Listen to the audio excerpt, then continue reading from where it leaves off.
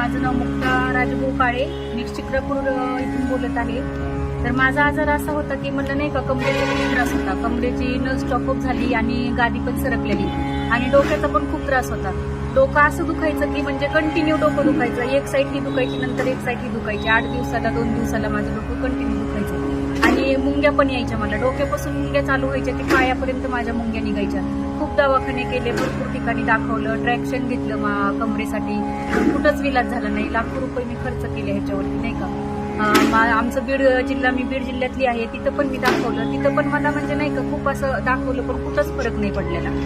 तर मग मी काय केलं, मला मग शीला मॅडम आणि अमृत ज्यूस दिलं। तर ते अमृत ज्यूसवर अगोदर माझा विश्वास नव्हता की नाही का बाबा इतका सारा खर्च केला, 1 लाख रुपये खर्च केले तरी कुठंच काही फरक पडला नाही। मग असं वाटलं की ह्यानी काही फरक पडणार आहे। नंतर मी अमृत ज्यूस शीला मॅडमने दिलं, तर घेतल्यानंतर मला एक 8 दिवसांनी डोकं दुखायचं